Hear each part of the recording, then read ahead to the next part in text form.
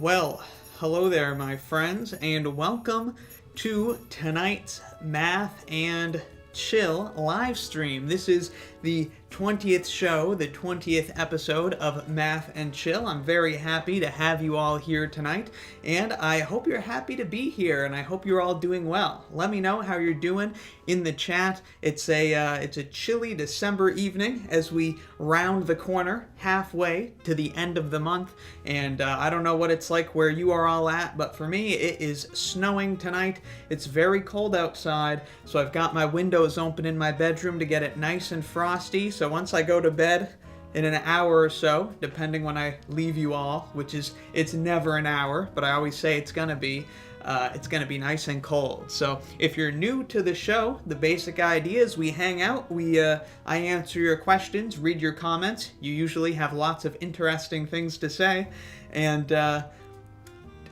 we do various other things. If you have math questions, we can answer those, or I can read them and tell you I have no idea, which is maybe what happens more often. And occasionally we'll also respond to comments on the channel that I haven't gotten around to responding to yet. And tonight we are also trying to write some jokes. We did this last time, we're gonna do it again tonight. Gonna try to write some new math jokes because I still have to write some more to get through the rest of December. Normally, I would have a cup of Sleepy Time tea with me, but tonight I just have a cup of Dunkin' Donuts coffee that I got just an hour ago when I went out to get my dinner. Don't want to burn my tongue, I just microwaved this. Alright, we'll wait for some people to come in before I start talking about... Well, you guys can ask about the new setup when you want. Obviously, things look a little different around here. But to get things started, before we get to writing some jokes, and of course a new joke just came out. It's a Beethoven algebra music theory joke. It's a really niche joke. But there's a new joke that came out. Don't go watch it though. Watch it after this stream. As always, let me know if any of the audio levels sound off or anything like that during tonight's program. With that said, I'm going to switch over to the screen cam so you can see my screen, and we can slide on over to the comments and take a look at a couple quick comments before we get into some joke writing tonight. And of course, as always, let me know if you have any questions or anything you would like to share. And again, let me know if any of the audio is messed up, if I accidentally mute myself or anything like that. So here's an interesting comment. I always like to have interesting comments to respond to on the streams rather than dull comments that are nice, but the comments where all I really have to say is thanks, glad it helped. But Andrea Walker Williamson had a very subtle comment here on my video, What is a Quotient? And Andrea says, thanks for trying to help, which is like a pat on the back for good effort. I'm not really sure what to make of this comment. It's thanks for trying to help. It's not thanks for helping. It's something very different. It's thanks for trying. Hey, I tried. So it's like they don't say that it didn't help, but it kind of seems implied. So I'm going to say, what do we say to this? Thanks for trying to help. Thanks for trying to understand. That's what I would say if I gave people rude, smart aleck responses. We'll keep the vulgarity down as long as it's not necessary this evening. It's cooling down a little bit more. Again, a big welcome to anyone new coming into the stream. This is Math and Chill, episode 20. It's a big one. Let me know if you have any comments, if you have any questions in the chat, and I would be happy to entertain whatever you have to say. I hope you're all doing well tonight. I'm about to respond, and I'm not going to be sassy to this comment. Andrea says, thanks for trying to help. I'm not going to say thanks for trying to understand. I'm going to say, thanks for watching, and I try my best, Did it help, or do you have any questions? That's what we'll leave it with. Did it help, or do you have any questions? Thanks for watching, I try my best. Let's put an exclamation point there. Did it help, or do you have any questions? That'll do fine. We'll leave a heart and leave it at that. Applied Philosopher, I think I recognize your name. Thanks for coming by.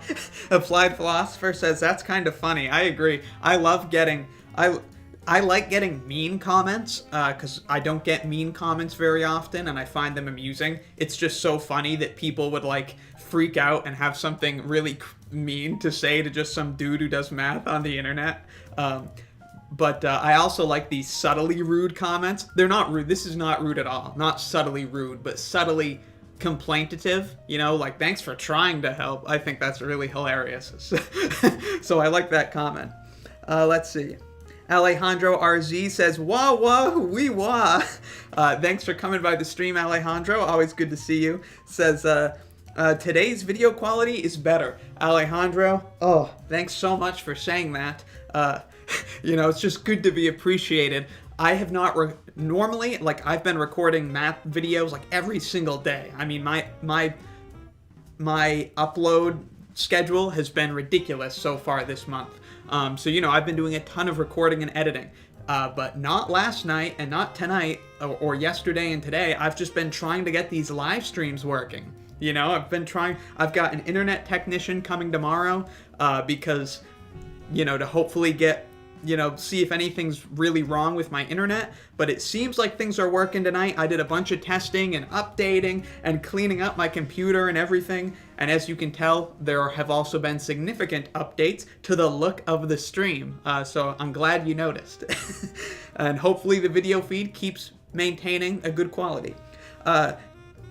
Jasdeep Sodhai says, rude and snarky is always the way to go, says his analysis prof. That sounds like something my analysis professor would have said in college. Rude and snarky, always go with rude and snarky. You know, and I always maintain, almost always, I certainly try to maintain a positive, you know, supportive voice in the comments when I respond to people. I'm not afraid to be a jerk, you know, if people are just being outright jerks. But I notice it takes less to irritate me these days. Maybe I've just responded to too many comments, but now I just get irritated a little bit more easily when I see comments that just seem like the commenter did no work to answer their own question. It irritates me a little bit more than it used to, and probably a little bit more than it should. But it's not like a ruin my day irritation. It's just like a laugh irritation, you know, like, oh my god, you know, what's going on here? Like, here's a question that I wouldn't say irritates me, maybe very, very mildly, but this commenter seems like, you know, they did a good job writing out a fairly lengthy comment, trying to make clear what they don't understand. But I try to be respectful. Jennifer Huddleston said on my video number 4-digit codes with and without repetition, this, by the way, I think is my most popular whiteboard lesson.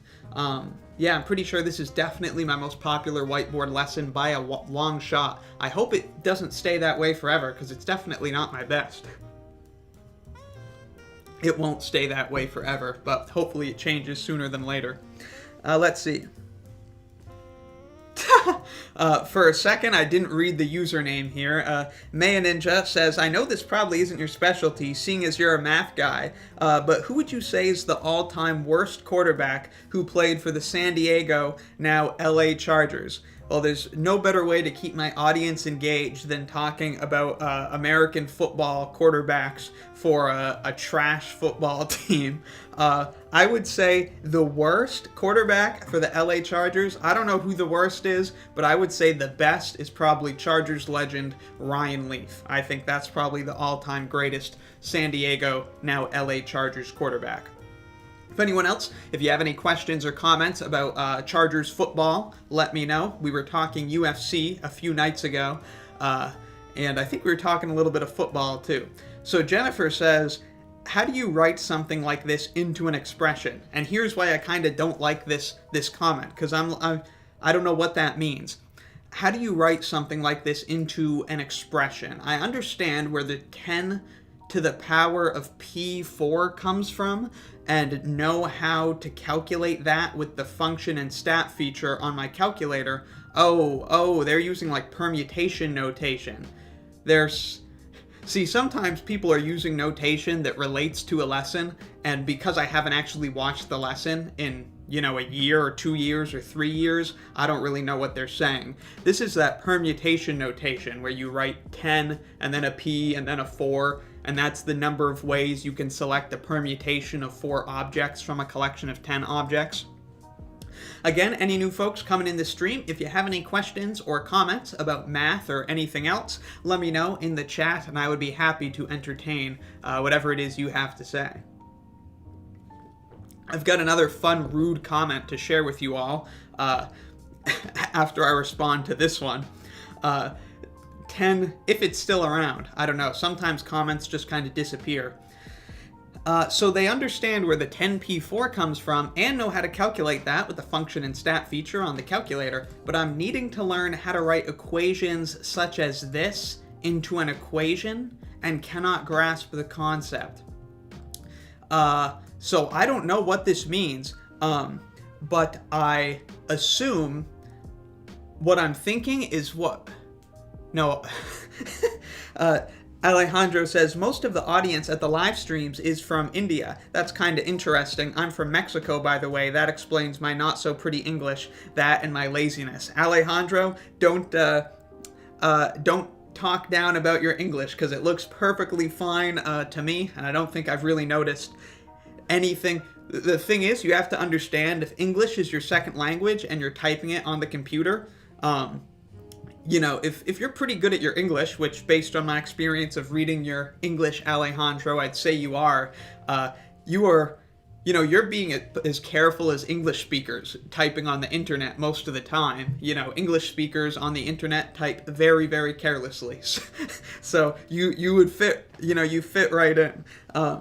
But a lot of the audience is from India, and a lot of the live stream audience. That's part of why I stream late at night, because, see, I don't know this for a fact, but I suspect that a larger portion of my Indian audience actually likes math, whereas it's a smaller portion of my American audience that actually likes math. Most of my American audience doesn't like math, they just like my explanations. So I believe that's the case, which explains things a little bit. So I love having the Indian audience here. They're very pro-mathematics, and I don't think as many Americans, relatively speaking, are as into the math. They're kind of in a survival mode. Again, any new folks coming by the stream, it's good to see you here, and let me know if you have any questions or comments in the live chat. Let's see here.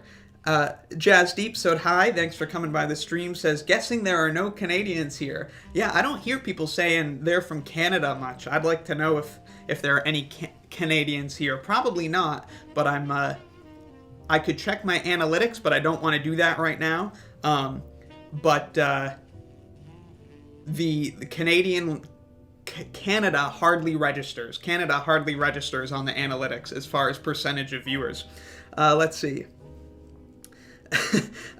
Shine Lee, I think I recognized your name. I think you were here at the last stream, but I'm not positive. There are a few people whose names start with SH that I think I see a lot. It says, it would be awesome if you could do a video on Chaptal's theorem. Chaptal's theorem. I feel like I recognize the name, but I don't know what that theorem is off the top of my head. Let me look it up. It sounds like a graph theory theorem, but I don't know. Did you mean Chaptal's theorem? I assume you meant Chaptal without an A, because that's what the Google search is bringing up for me. It states that a two-connected graph is Hamiltonian if its independence number is bounded from above by its connectivity. Interesting. If that's the theorem you're talking about, Shinely, I don't think I'm familiar with that one off the top of my head, but I would be happy to, get familiar with it and do a video on it. I'd like to read more of this, but let me keep up with chat for the time being. Confirm with me that that's the theorem you're talking about, Shinely, and I'll add it to my list to take a look at. Let's see. CC, good to see you here again. CC says, in the US, whenever you say you're going to school for math, the response is, ugh, I hate math. I know. My fellow Americans know the feeling of studying math, and I bring this up a lot, like when I'm talking to family. the way that, and let me switch back to the face cam here because I'm not using my screen for this particular rant. Look at the Merry Christmas transition, it's beautiful.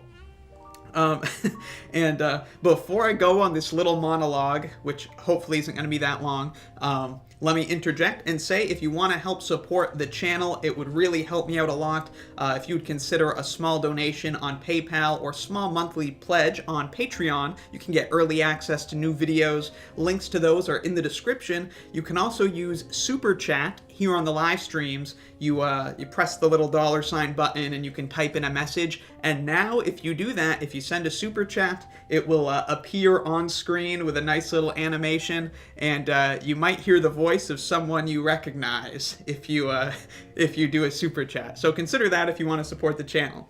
Let's see. Yeah, so if Americans, when we say the way that people in America respond to "I'm studying math" or "I'm a mathematician," it seems totally not in line. It's totally out of line with how you would respond to anybody else. You know, like if someone said, "Oh, I study music in college," you know, it's it's like, wait a minute, weren't we just talking about me? Now we're now we're talking about you and how you hate what I study. Although I will say that I think it's usually it kind of comes from a sort of place of respect. Like, wow, I hate math. You know, that's surprising to me that you are studying that's something you're into, because I hate math. That's what the US is all about, is the average US citizen. And I don't really blame I don't put a ton of blame on the citizen who hates math, you know. I put because the way that it's taught is just really bad. And let me finish my monologue here because I don't want to go on too long on the same string, but sometimes I have an inner conflict, you know, because there are kind of two things you can do on YouTube, and I like to think I'm doing a bit of both. Part of it is just presenting math in a way that's actually entertaining to people, and another thing you can do is not focus on that so much and just focus on being a survival mechanism for students going through our boring ass education system, and just being a survival mechanism. And that's what a lot of my lessons are. And sometimes I don't know how I feel about that, because it's like, if the government wasn't forcing all these students to study stuff they didn't like and was giving them teachers who don't even teach it well, then nobody would be watching some of these videos. Anyways, Epic Math Time, good to see you here. Epic Math Time says, can confirm, hate math. See, we all hate math here in America. Even me and Epic Math Time, you know, we sit up here and we blab about math. We're just actors. We hate it too. We all hate math. Maya Ninja says, I'm not here. I gotta catch up here. Maya Ninja says, I'm not here for his math or his explanations. I'm here for his swanky outfits. Thank you, Maya Ninja, for your compliments of my fashion sense. I do try to stay in style. And in fact, Maya Ninja, I have a very special shirt underneath my sweater, which this doesn't mean anything to anyone, but it might mean something to Maya Ninja if he's still here. He knows what I'm wearing. Again, any new folks coming by the stream, thanks a lot for being here, and let me know if you have any questions or comments in the chat, and I would be happy to see if I have anything to say about it.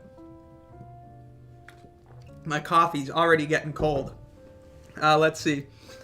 File OS smiley face says, hey, I am new, hello. Hey, and hello to you, File OS. Good to see a new face here, and let me know how you found the channel. I would love to know, you know, what video convinced you to subscribe, and let me know if you have any questions or any requests for future videos. Alejandro says, because Canadians are too polite to stand up and say, hey, I'm from Canada. It could be. Maybe the Canadians are just kind of bashful. Maybe they don't have the sort of national pride and the nerve to say, hey, I'm from Canada. My sweater looks like, you know, if you just put it in Photoshop in a few minutes, you could have it looking like a Canadian Christmas sweater. Cassandra Cardoso says, math is my weakness, with a little frowny face. Looks like I'm the Canadian representation in your analytics. Cassandra, if you're my Canadian representation, yeah, you're probably like 1/10 of my Canadian viewership. Not quite that much, but it's good to see you here, and spread the word with your fellow Canadians to check out Wrath of Math if you think the work I do here is good. And thanks a lot for coming by the stream. Let me know if you have any questions or requests for future videos, and at some point here I'll probably have to start ignoring you all for a little bit to try to write some jokes, because don't you guys want to see me write some jokes, or do you just want to blab with me? Let me know if I can just not write. Running out of time. Let's see. Yes, I think that. Shine Lee says, yes, I think that's it. Thanks. Okay. So quick intermission here. I'm just going to copy and paste this theorem link into my notes for viewer requests. It's a pretty big list, and I wanted to do more of these viewer requests this month, just as a kind of Christmas thing. Now would be a good time to do a bunch of your requests that I've fallen behind on, but the fact of the matter is I haven't had a ton of time this month, and a lot of your requests are lessons that are going to take a little bit more time to prepare. I've just kind of been strapped this month. It's been a busy month. So maybe next year we'll be banging out some more requests, and do some more vertex coloring stuff. I want to do some more lectures on the chromatic number of graphs and chromatic polynomials. I was studying some of that over Thanksgiving. That stuff is super cool. So we'll do some more of that. File OS says, I am struggling with algebras. With multiple algebras, File OS, what sort of algebra are you studying with? Struggling with. If you have an algebra question or a request I could do in a future video, let me know, and I would be happy to take that into consideration. And I can also, blab about studying algebra if you give me some more specifics on that algebra you're studying. Are we talking like high school algebra, pre-algebra, college algebra, modern algebra, as it's sometimes called? Let's see. Alejandro RZ says, did you already prove that theorem about equivalence relations and partitions? I'm not sure what theorem you mean, Alejandro. The theorem about equivalence relations and partitions. I've been thinking about equivalence relations and partitions a bit recently because of a comment someone left about a proof. It was a proof about ideals of rings, and proving something about commutative ideals of rings. I can't remember the specific question, but it was having me think about partitions, which would give us an easy way to prove the particular statement. But I'm not sure what theorem you're talking about in particular about partitions. Do you just mean proving that partitions and equivalence relations are equivalent, or did you mean something else? Epic Math Time, as an example of the ridiculousness of how people respond to math, says, I'm a veterinarian. Dude, I hate animals. Yeah, it's like, imagine if someone, or, I work at a daycare. Oh, I hate kids. I don't know, you might get some of these. You could probably, if you said to let's say you went out and said to 100,000 Americans individually, I work at a daycare. I bet you at least one person would respond, oh, I hate kids. Probably multiple people would respond that way. But, you get the point. It's not really a typical way to respond when someone sort of shares with you their life's passion. Your response is, oh, I hate that. That's kind of odd. And I'm just looking at my stream here on the side. I can see it, and it looks like the video's choppy. I don't know why it's looking sort of choppy, because I can see right now that if I'm dropping any frames, my streaming software sort of tells me how my connection is, and it says it's doing fine, but it looks like the video keeps freezing. So let me know how the video is. It looks to me like it continues to freeze. Let's see. Doug Bennett says, I do have a random question, geometry related. If you take a cube and remove the corners as to make a tetradecahedron, is there a specific name for it, and how you would how would you calculate the volume? If you have a cube and remove the corners, well, so my first question here is you say, is there a name for it, but you also say that it's called a tetradecahedron, I think is what your comment's saying. I don't think I've heard of a tetradecahedron. Geometry is not my strong suit. No, I don't think you're talking about a tetradecahedron, right? because I just looked up tetradecahedron, and it doesn't look to me like a cube with the corners removed. Is it a cube with the corners removed? No, I don't think so. Maybe it could be if this is like a family of shapes.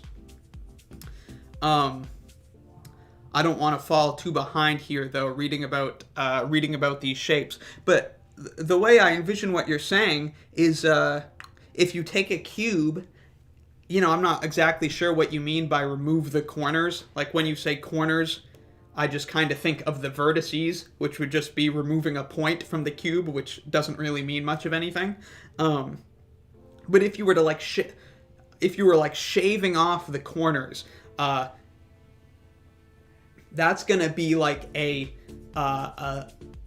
that's gonna give you like a triangular prism, right? If you shave off the corners of a cube, I think, you've got your cube looking like that. The sides the faces are meeting at right angles, and then if you slice the corner off, no, you've got a pyramid, I think, if you slice the corner off. And if you slice the corner off and you've got a pyramid, then to calculate the volume of that shape, assuming that you slice all the corners off in the same way, obviously depends where you make the slice, because that's going to affect the height of your triangular pyramid that is the corner piece you cut off. But if you calculate the volume of that triangular pyramid, then you would just subtract that volume from that off. But I don't know if I correctly interpreted your problem, and someone can tell me if I'm wrong. If you cut the corner of a cube, you're getting a triangular pyramid, right? If you do like a straight cut, yeah, I think. It's a little tough for me to picture. I'm not super good with picturing 3D diagrams. Let's see. Alejandro RZ says, I'm a doctor. I hate people. That wouldn't be funny. Yeah, I'm a doctor. I hate people, healthy people. I hate people having good health. That would, I'm a doctor. I study medicine. Oh, I hate medicine. The world would be so much better if it weren't for medicine. Yeah, point is, it's not the most common response to just say, I hate that thing.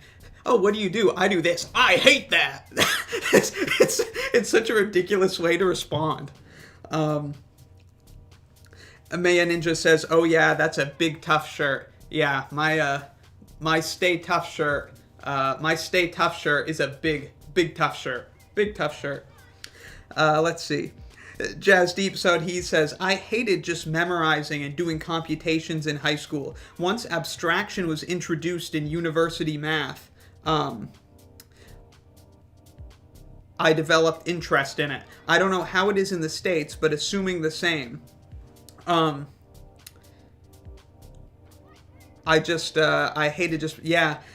Memorizing it, I'm with you, Jazz Deep. I did hate, just all the memorizing and everything in high school. It was not an exciting way to learn mathematics, and it was only the abstraction once I got to university, the proofs and all of that. That finally got me excited about the mathematics that I was learning. I was like, this stuff is good stuff. Now that we're abstracting, everything to me was a lot more interesting when we started abstracting. Because in high school, it was just, here's a particular type of problem, one you might find on a standardized test, surprise, surprise.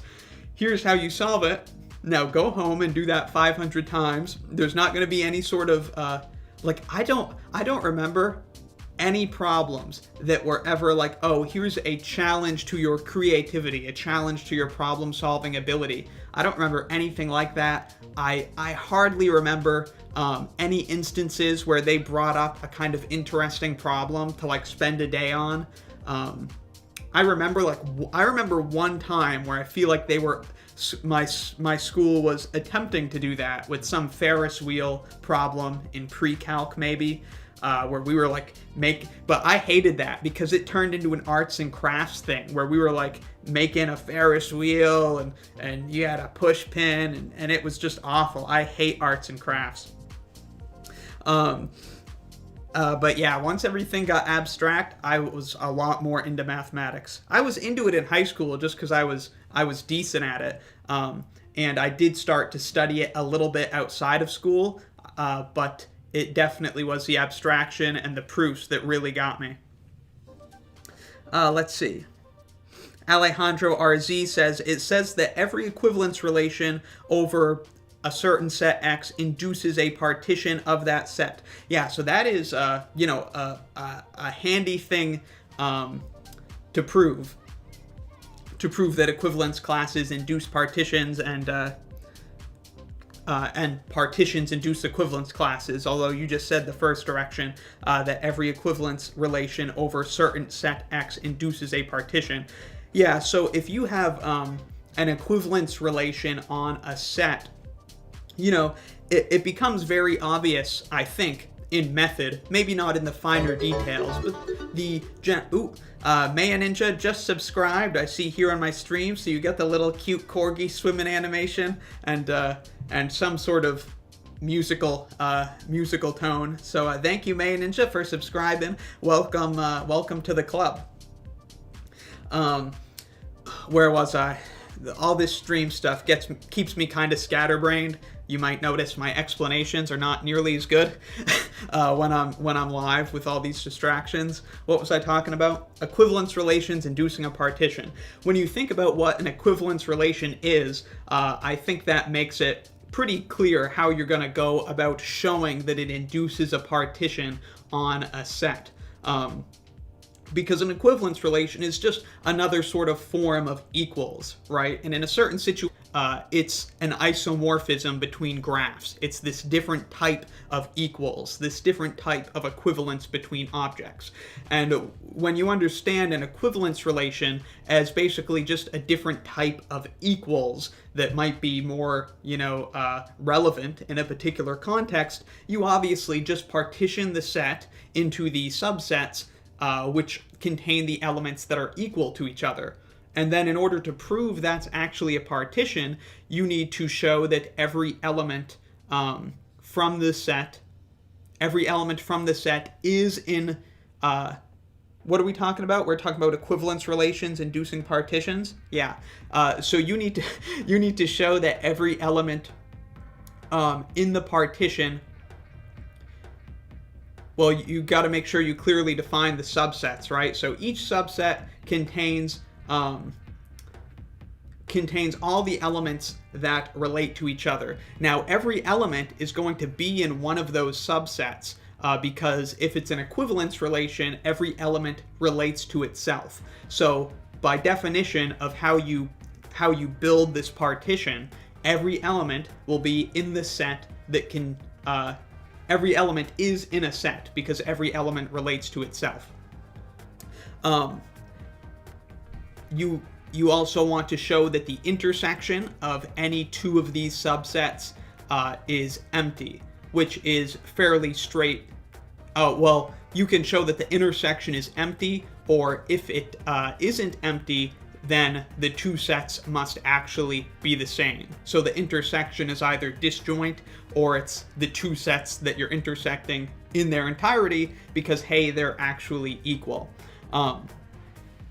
And because that just follows from the properties of an equivalence relation. Because if the intersection of two of these subsets of objects that all relate to each other, that are all equivalent to each other, if we suppose their intersection isn't disjoint, then there's some element in the intersection which relates to all of the elements in the first subset and all of the elements in the second subset, but then by the transitive property, they all relate to each other, and so they all have to be in the same set. So they can't actually be distinct sets if their intersection is disjoint, which means the intersection is going to have to be disjoint, otherwise the two sets are actually equal. And I'm kind of droning on here, but then the last part you would want to show is that that's it, right? You want to show that the union of all the sets is the whole set. The union of all the subsets you're creating in building this partition equals the whole set, which is a result of the fact that every element relates to itself by the reflexive property of an equivalence relation. And then the other part is that their intersections are all either empty unless the sets are equal. So that was a really kind of sloppy, rough explanation of how that proof goes. And then, the opposite direction is sort of working with similar principles. Maybe that's useful. Let me know if not. Maybe it was just a muddled explanation. Sometimes I think maybe it would be better if I plugged in my iPad and wrote some details out. But I guess I'm always just kind of concerned about committing for that long. But let me try to catch up here. Nihal Singh says, I subscribe because of graph theory videos. You are, I think, in a large demographic, Nihal, of people who subscribe for graph theory videos. I appreciate that. Thank you for subscribing. Thanks for coming by the stream. And more graph theory videos are on their way. Let me know if you have any requests on that front. Again, any new folks who are here in the stream, thanks for coming. It's Math and Chill episode 20. If you have any questions or comments, let me know in the chat and I would be happy to take a look. I'm sorry if my video's choppy tonight. I thought I had this sorted out and I think it started pretty good, but it seems like it's crud again. So I've got a technician coming tomorrow. Hopefully we can sort this out, but I'm trying my best. Let's see. Jazz Deep Sud High says, guessing you're using OBS to stream, it could be dropped frames just due to limitations on the network and not your streaming PC. I would try playing around with the bitrate. Yeah, so YouTube recommends you use a bitrate of 4500. I've got my bitrate set at 3000, I think, which was working fine before I actually went live. I was testing the stream. I've been testing it a bunch. And it was working pretty solid at 3000, and I'm using Streamlabs OBS. But now it looks like it's freezing basically, every handful of frames, which is a real bummer. And I appreciate you guys sticking around through these technical difficulties because I got to keep my voice hanging out. Let's see. But like I said, I'm trying hard to get this fixed because I want the streaming to be smooth for everybody and for me. And, it's a lot more enjoyable when my video's actually smooth. Anurag Nepal says, what's your New Year's resolution? What topics are you exploring nowadays? And will you make videos on those? Great set of questions, Anurag, and thanks for coming by tonight's stream. Good to see you again. For New Year's resolutions, I definitely echo the philosophy of, all the people you hear who say New Year's resolutions are stupid. I'm not going to trash talk New Year's resolutions in such a generic manner, but I definitely have the philosophy of when a change needs to be made, make the change. But I can share, and I'll try to avoid going on about this too long. I'm going to keep doing what I'm doing on Wrath of Math for all of December, so my plan is a joke every day, and, continue to upload a lesson every 48 hours, but I might drop. The jokes are not continuing daily after this month. There's no circumstance where that's happening. They're not stopping completely, but they're not going to be daily. But I might not continue to upload a lesson every 48 hours. Not because I want to work on the channel less, quite the opposite. I would like to work on it more, but I might do some more experimentation. So we'll see. But so New Year's resolution, I could get takeout less. I could cook a little more. I'd love to get my sleeping patterns under control. But these are all problems I'm well aware of and are kind of working on. But as far as like a change that will happen, is the schedule will probably change after December. We'll see. But I probably will do more experimenting in 2021. I can say more about that if anyone's interested about what the channel will be like in 2021, but I'm going to move along for now. Let's see. Oh, and as far as the topics that I'm exploring nowadays, it kind of, it changes a lot, which is, part of the reasons I like studying alone. I can just kind of study what I want as opposed to being in a school. Recently, I've been reading a little bit more graph theory stuff, lots of sort of niche papers as I study up on different results and different niche objects in graph theory. I was reading a bit of discrete mathematics, because I've never really read through a textbook in discrete math, but I haven't read a ton of that lately. I haven't read much real analysis super lately, but this has kind of been my main attraction over the last couple months, is sort of really bringing myself up to speed again on real analysis and abstract algebra. I really binged some abstract algebra a little while ago, and I'll probably study some more of that too. You will get videos on, I'm constantly learning, trying to either hone my skills in certain areas, remember certain concepts, and learning new concepts to filter into new math videos.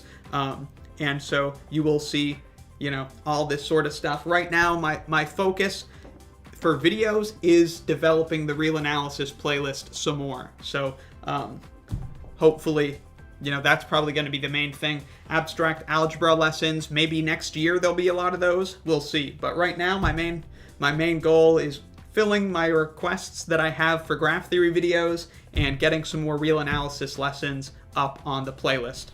And it's going to be the best real analysis playlist on the internet when it's done. Let's see. Doug Bennett says the 8 vertices being removed equally, then the leftover shape would have 6 square faces, six square faces, and 8 triangle faces, making it a 14-sided shape, which is a tetradecahedron. That's a mouthful. Hope that helped for visualization. The 8 vertices being removed equally, then the leftover shape. The 8 vertices.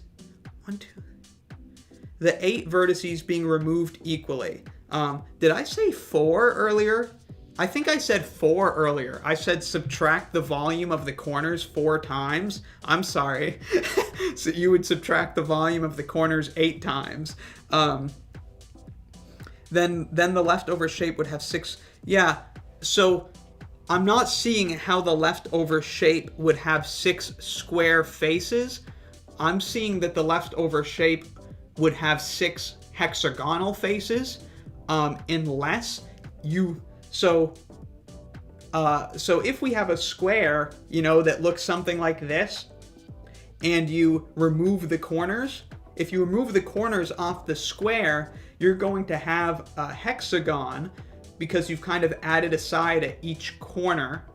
No, you're not going to have a hexagon. You're going to have an octagon, right? Because you've 1, 2, 3, 4, 5, 6, 7, 8. You've added a side at each corner when you sort of slice the corner. The exception would be if you really slice the corners like through the midpoint of the side of the square, right?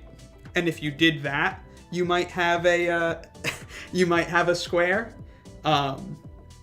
If you did that, yeah, I think if you did that, I don't think you'd have a square. You'd have like a rhombus, I think. Either way, I don't know if I'm completely getting the vision. I can switch back to my screen cam here and look at the tetradecahedron. 14 faces, right? Because you have the 6 faces of the cube, and then you remove the corners. Yeah, so these are pentagonal faces. So that's not quite what we're talking about, is it? Yeah, they sort of have different forms. Yeah, so that picture is not really super helpful for me. But yeah, the way I see it is that you're getting I don't see where the six square faces are coming from. I think I see your 8 triangle faces, making it a 14-sided shape. Yeah, apparently that didn't help me much with the visualization. I don't want to spend too much time fumbling over the problem. I'm gonna move on for now, but feel free to go back and forth with me, after my ramblings.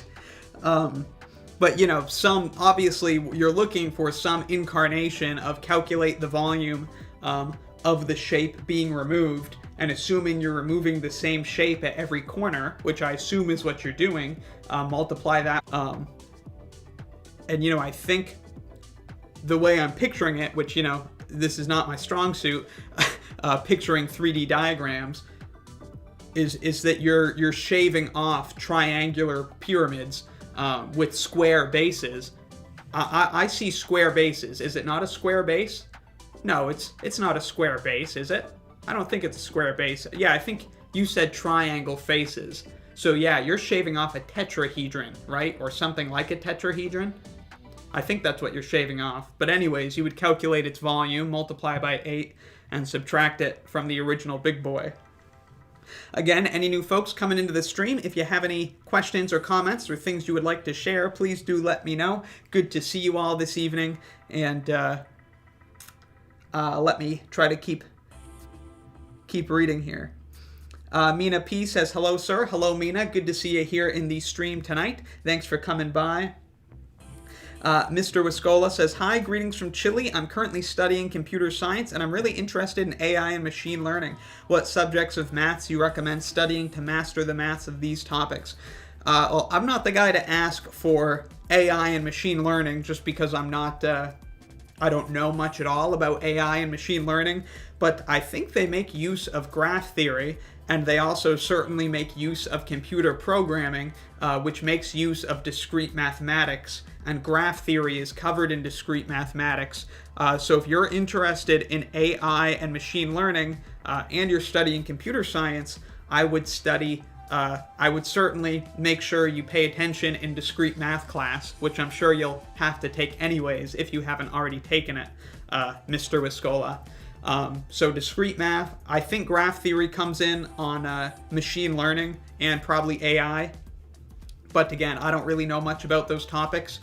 So, I would do a search for it and see what more knowledgeable people have to say about those topics in particular. But discrete math, definitely going to be valuable for you.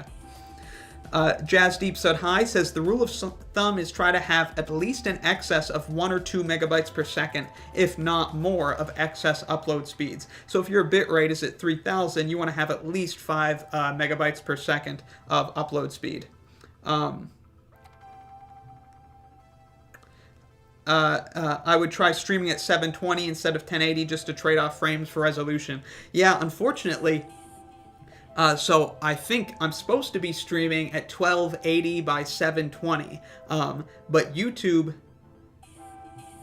and I can't really change that because YouTube kind of forces you to stream at that. It says it's not compatible with other resolutions, but at the same time, it tells me that I'm streaming at a resolution different from what I am, and yet it works fine by 1080 or something, and you can't do that. Well, it's like, it's working fine, so if I'm doing that, then what's the problem? Because it's, obviously it's lagging, but like the stream is functioning. Yeah, so, I've done my research, and yeah, my upload speed's terrible. The upload speed is really bad, which is why I have the internet technician guy come in to hopefully we can sort things out. I did various speed tests last night, and my upload speed at one point came in at less than 1 megabyte per second, and my download speed was about 10 megabytes per second. That is not the internet that I'm paying for. So I called today, and hopefully we can fix things. But like I said, it looked like things were working fine earlier. I was watching my kilobytes per second here on my software, and everything was looking smooth, but of course it's been shaky tonight. But it looks like right now, it looks like it's okay. We'll see if that keeps up. And I thought that Alejandro says, another computer scientist here, Mr. Wiscola. Glad that I'm not the only one. Yes. Yeah, lots of, I think, my graph theory videos and some of my other discrete math videos definitely bring in some of the computer scientists, and that's always fun. But I would like to do more videos on some computer science-y topics. It's just kind of a matter of brushing up on some of them and figuring out how to best record them. But at the same time, I'm like, would my time be better spent on just doing more abstract math stuff? I don't know. But maybe down the line, who knows? Maybe I'll get someone else on board way in the future for some computer science stuff.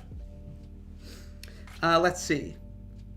Doug Bennett says, yes, it would be shaving off 8 tetrahedrons to the midpoint. Thank you for an idea as to solve my random conundrum. Yeah, so,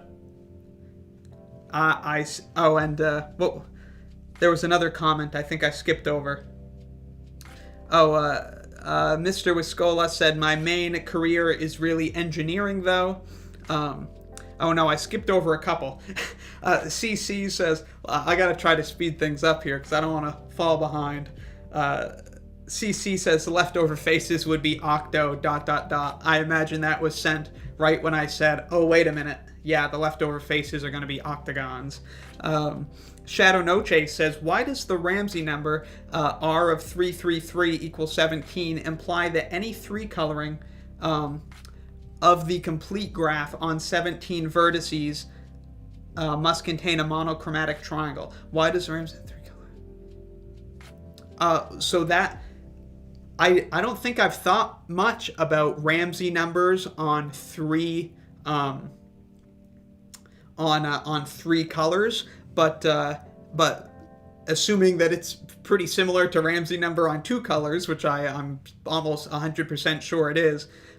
Shadow No Chase, the answer to your question is that's just a definition.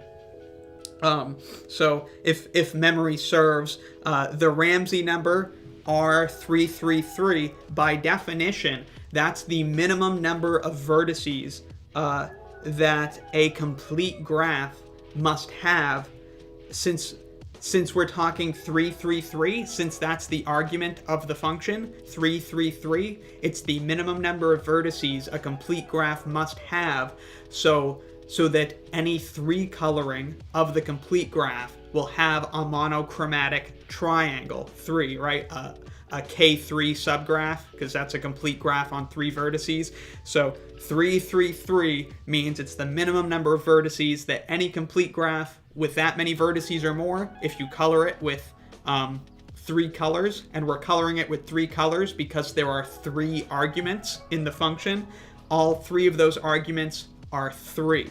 So if we color it red, blue, and green, any red, blue, green edge coloring of a complete graph with at least 17 vertices will have either a red triangle, a blue triangle, or a green triangle, and that's just the definition of a Ramsey number. Let's see.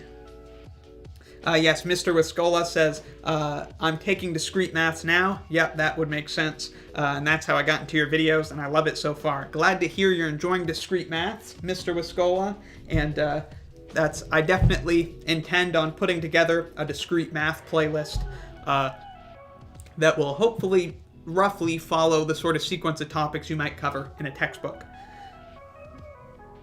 Let's see. Alejandro says, well, buddies, I'm going to watch Maribito. See you next time. See you next time, Alejandro. Nice to see you tonight. I assume that's a movie, perhaps. Maybe it's a show. Either way, I hope you enjoy it, and it's good to see you. Let's see. Applied Philosopher says, yeah, it was pretty smooth earlier. Yeah, it was, wasn't it? At the start of the stream, it looked like things were smooth, and now it looks like it's getting a little rough again. But I do appreciate those of you who are sticking around despite my shoddy quality here on the video feed. Shahir Chowdhury says, I'm about to die on my linear programming final in a few days. Do you have any recommendations on how I can pass? My professor has been teaching without a textbook. That's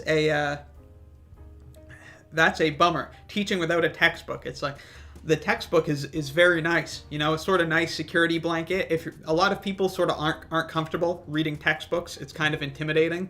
But I definitely think they're a good security blanket. If you don't understand what the professor's saying, you at least have a sort of one-stop shop you can go to try to brush up on, you know, whatever was covered in class. As far as what is meant precisely by linear programming, because when I hear linear programming, I just think of a particular type of problem that's often covered in like a finite math class with like solving big systems of inequalities. Is a method to, yeah. So Wikipedia says, and I'll switch to my screen cam here. Wikipedia says that linear programming is a method to achieve the best outcome, such as maximum profit or lowest cost, in a mathematical model whose requirements are represented by linear relationships. Yeah, I think when I tutored people with linear programming problems a lot in who were taking a finite math class, and I think in a finite math class, these linear programming problems are quite a bit more complicated than most of the other problems you deal with. So as far as when is this final, is it in a few days? So repetition with these linear programming problems is definitely going to be a big help. If you have exercises, which I assume you do, that you know the solution to, solve the problems and verify that you got the right answer. Read the solution, make sure you understand it, and give the problem a go. And do repetition with a bunch of different problems if you have them. The professor doesn't have an official textbook, but I'm sure you could get a PDF textbook online that would have linear programming problems. If you looked up, I don't know the title of the course it would be covered in. Finite math is one to look for, so finite math textbook, and you would probably find linear programming problems. You might find it in a pre-calc or maybe a pre-calc textbook you might find it in. So I might search for those, pre-calc textbook PDF, finite math PDF, just to get some exercises to try. Repetition is really going to be you want repetition, and the reason you want the repetition more than anything is to kind of get comfortable with the systematic method of solving the linear programming problems. Get good and quick with drawing your graphs. Catch it if you have any common mistakes that you notice when you're solving problems. Make note of your common mistakes, and when you actually have a final, if you have the time, do a check for your common mistakes.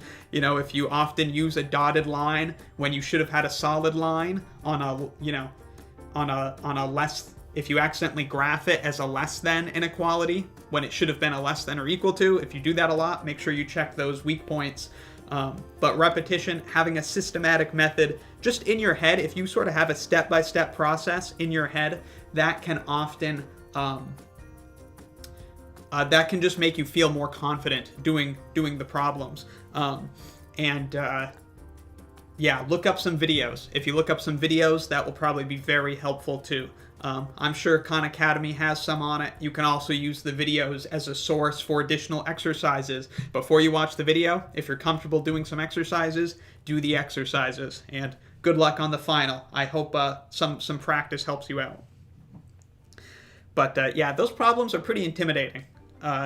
Especially for the demographic that I was helping people with. They were people who didn't really like math, and they've got these massive word problems with a bunch of different linear equations or linear inequalities they have to graph. So repetition and really systemizing the problems, I think, will help. Again, any new folks who are coming into the stream, thanks for coming by. This is Math and Chill. If you have any questions or comments, let me know. And if you would like to help support the channel, I'd really appreciate a small donation on PayPal or small monthly pledge on Patreon. You can see links to those in the description if you want to help support what I'm doing. Or you can use the Super Chat feature here on the live streams. You click the $sign, and a nice big message will pop up. It'll pop up on my screen with a cute little animation and a fun sound too. So if you're interested in that, I hope you will consider. Yes, Jazz Deep is talking to me more about internet. Yeah, I hope the technician can come and fix it, and I will, I'm going to keep trying, and you will see what the results are in future live streams. Hopefully things get smoothed out. Mr. Wiscola says, see you later. Keep up the good work. Your videos are amazing. Thanks a lot, Mr. Wiscola. I appreciate that, and thanks for coming, and keep up the good work in your discrete math class. I hope the rest of the course goes well for you. Let's see. Shadow Noche says, which mathematics books helped you in your mathematical maturity / intuition growth the most in your journey? Well, I think it'd be more useful to give you a subject rather than a book, because there was never really one book that was like, oh man, all of the books that I'm really enthusiastic about regarding mathematics, I feel like I already, they came after the point where I feel like they come after my bachelor's degree, to put it shortly. All the math books that I really dig, I didn't read them until I'd already got my bachelor's degree in math.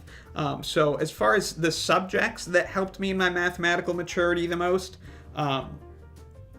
just my first course in proofs, and my intro to formal math class, which was basically a set theory class. Those two courses definitely did a lot. They really made me fall in love with math because I really liked where things were going. I liked the abstraction, and I liked the proofs. I didn't like proofs in geometry class. I was far more into it in the actual college proofs course, where, two-column proofs, which is what us Americans learn in our geometry classes in grade school, they're horrible. They're so irritating. It's because the way it felt to me as a student was that I needed to have a name for every rule that I ever use. If I say this is true, I need to have a name for the rule. And I found that tremendously irritating. In an actual proof, you don't need to have a name for every rule. You just have to justify every step, and that seems a lot more natural. So my first proofs course, I think, was really the most significant step for me into mathematical maturity. Besides that, I might say abstract algebra. I didn't have an appreciation for calculus until I really studied probability. Shahir Chowdhury says, all right, I'll search for those books then. Thank you for your advice. Good luck, Shahir, and it's my pleasure. Thanks for coming by, and thanks for your question. Michaela Manolastas says, hi again. Hi, Michaela. Good to see you here at Math and Chill. If you have any questions or comments, do let me know. I meant to start ignoring you all a little sooner. I'm caught up now, and I'm starting to lose my voice. Let's see if we can write a joke before the night ends. I'm going to crack open a math textbook here in PDF form, and we're going to go to the index and see if we can come up with a joke. What textbook should I open up tonight? How about I'll do the same one that I was looking at the other night. Actually, how about Guide to Discrete Mathematics? We'll open that book up, see if there are any good jokes to be had with the Guide to Discrete Mathematics book. I'm gonna bring this book up and switch to the screen cam so you can see my screen and see my lovely math textbook PDF. Here we are at the Discrete Math textbook. Just got to scroll to the index at the end. Let's see. Shadow Noche says, how was your perspective on continuity change from calculus to real analysis / topology? And then could you expand on the appreciating calculus till you did probability, the last point that I made? My perspective on continuity, I would say that I didn't really have much of a perspective on continuity until real analysis. It partly has to do just with my personality and the way I think.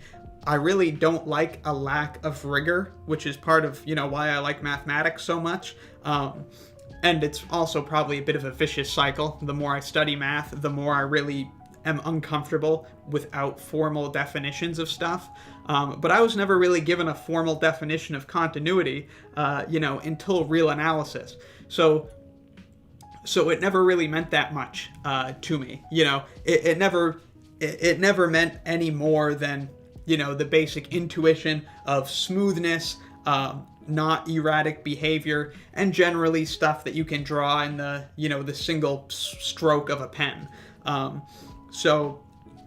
would say I didn't really have much of a perspective on it until real analysis.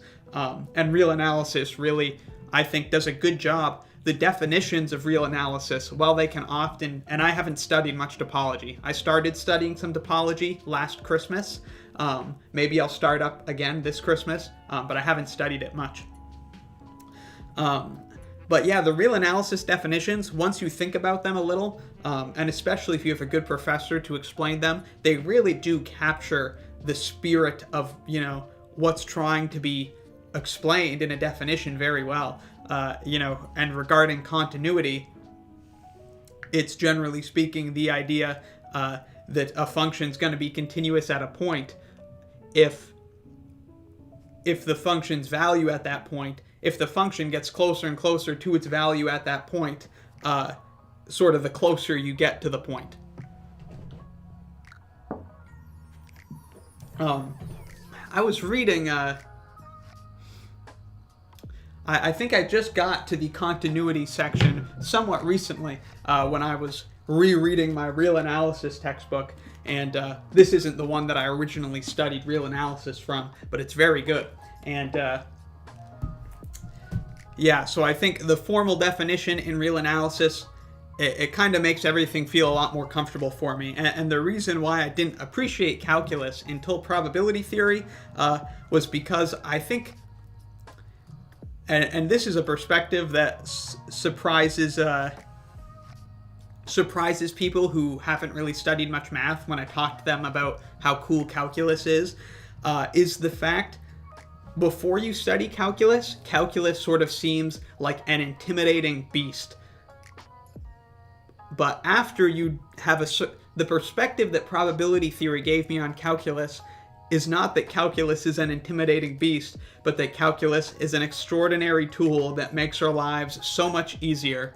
And, when you solve discrete probability problems, with discrete random variables, and then you go to continuous random variables, you're like, man, thank God I can use calculus. And when you really have that experience hammered into your head because you're doing so much probability, which I did for an actuarial exam, you really begin to appreciate what calculus does. So the difference between unwieldy discrete distributions and very nice continuous distributions, that's the part of probability theory that really made me appreciate calculus.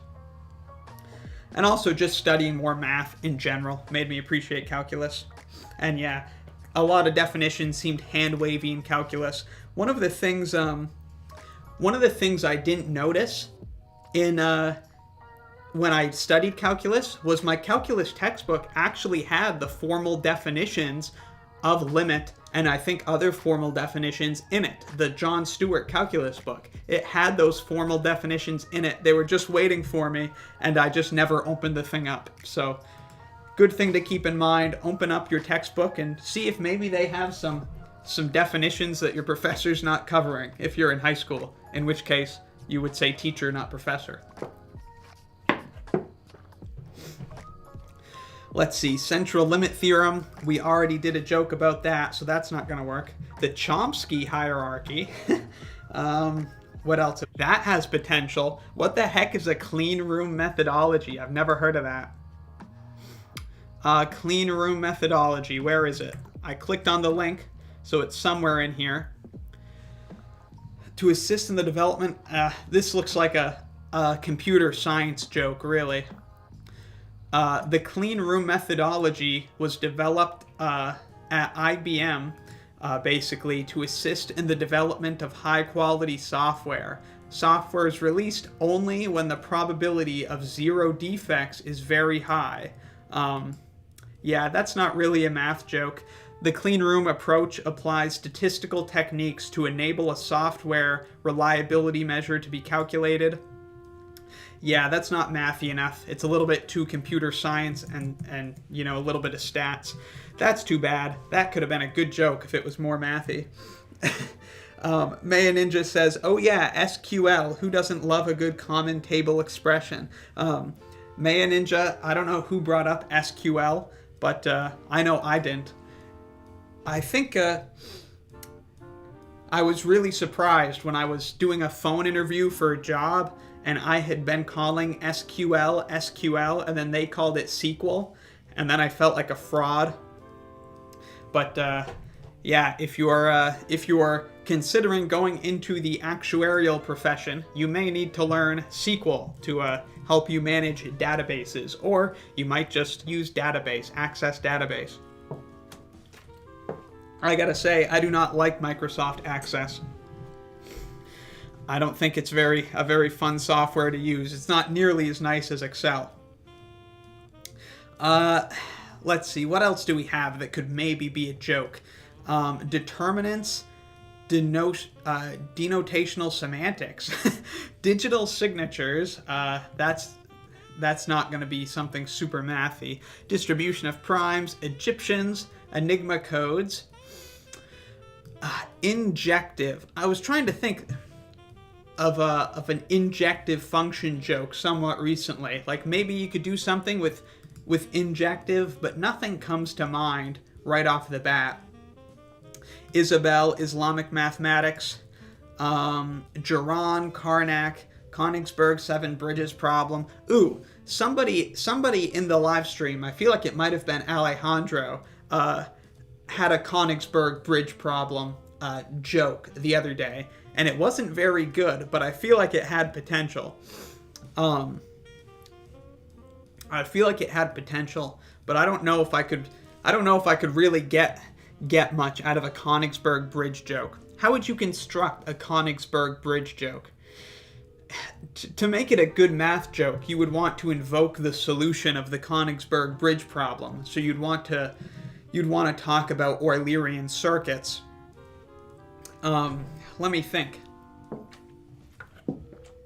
Well, you want to think about related terms.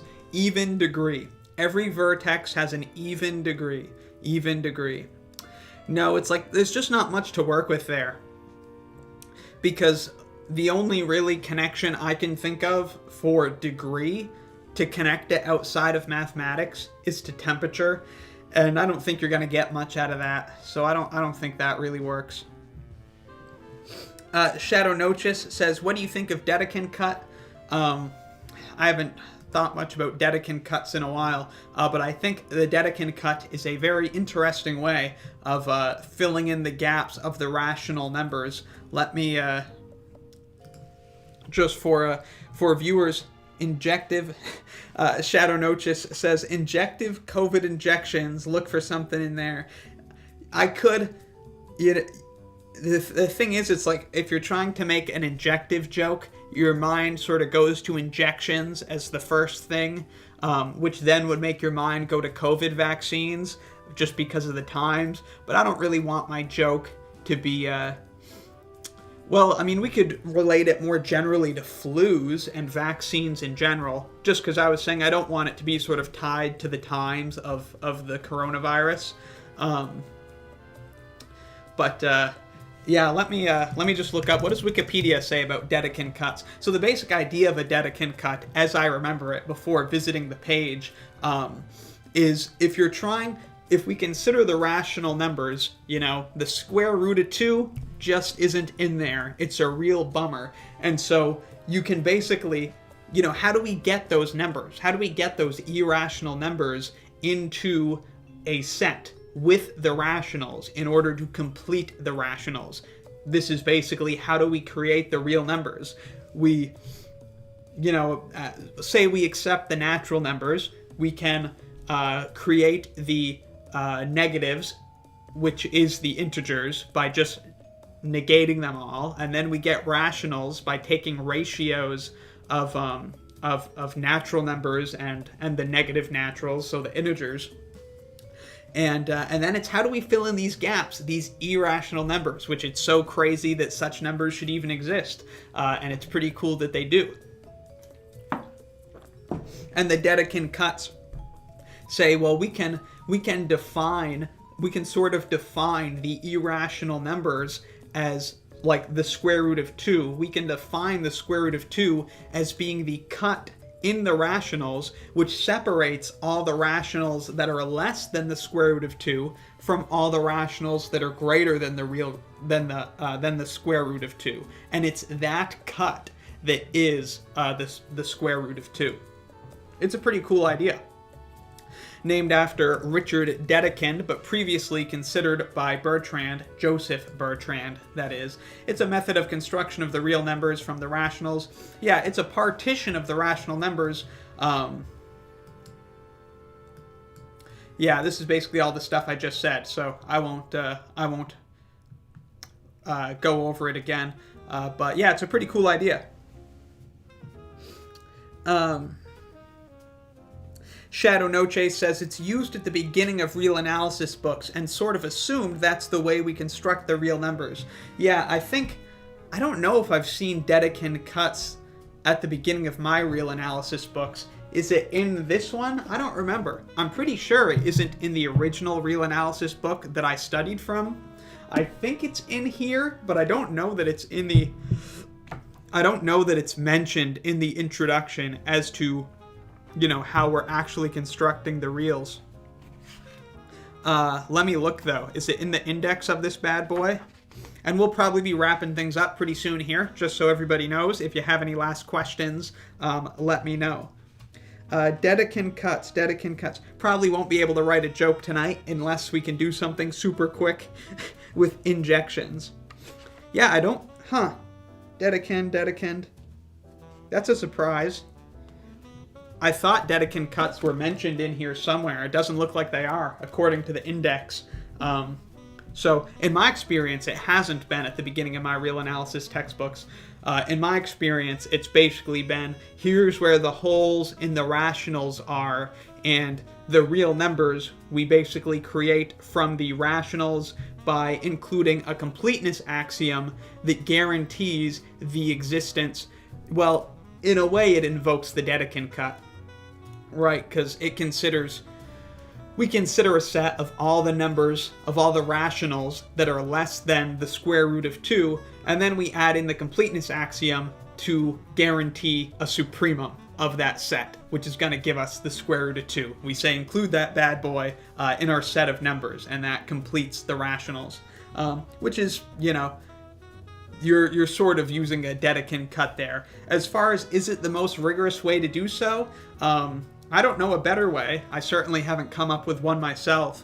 I think that's a pretty good way to go. We can construct the naturals. We can construct the naturals from sets, and once we get up to the rationals, I think it's not a bad way to do it, to say we have some order relation and take this set.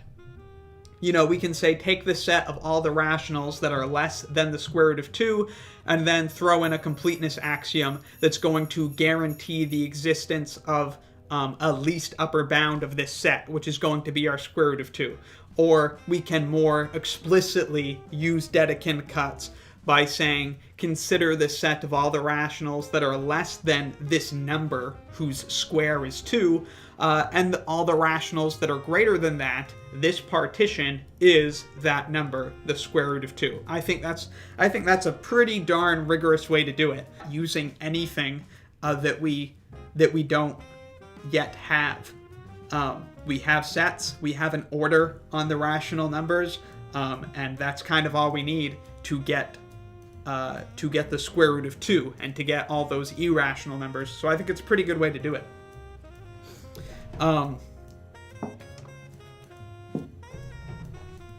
So let me start to wrap things up here. I don't think any injective function joke is going to come to my mind. It's a little too late now, and my voice is a little too worn. 1-to-1, because an injective function An injective function is a one-to-one. Maybe you could do something more with a surjective function. Surjective function is also called an onto function because it covers the codomain, which is another way of describing it. Let's see. Michael's P9 says, help me prove normal posterior for normal prior distribution, kind sir, help. I would love to discuss your question, Michaels, but we're just about to wrap things up, and I'm losing my voice, so maybe next time we can get to some probability stuff. But I'm just about to close up things for the night. Shadow Noche says, what's the author name of your real analysis book?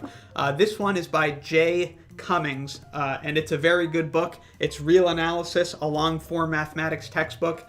If I wasn't losing my voice, I'd give a more emphatic endorsement of it. It's very good, and it's very affordable. Check. It's not the most comprehensive real analysis textbook out there, but it is really good. Its explanations are superb. So I think a surjective function joke has more potential. Onto. So I'm going to think about that, but I'm going to leave you all for now, and we'll talk again soon. Thank you all for coming by the stream tonight, Math and Chill number 20. Some great questions and fun discussions as always. At some point, maybe next time, I'll just have to buckle down and ignore the chat for a little bit and hopefully come up with some amusing jokes, or just write them off stream. But that's not what I want to do. It's there's only so much time in the day, so I like to do a little bit of both. All right, good night, everybody. Thank you for coming. And new lesson comes out at 1 in the morning, my time, which is in about 2 hours. So check that out if you'll be up. I think it's a real analysis lesson. I think it's about bounded sequences. I could be wrong, but I think that's what it is. It's a basic lesson introducing the definition of bounded sequences. Darshil at Hoff says, have a good night. Have a good night, Darshil. Thanks for coming. Thank you, everybody, for coming. I'll see you again soon in another Math and Chill stream. Good night.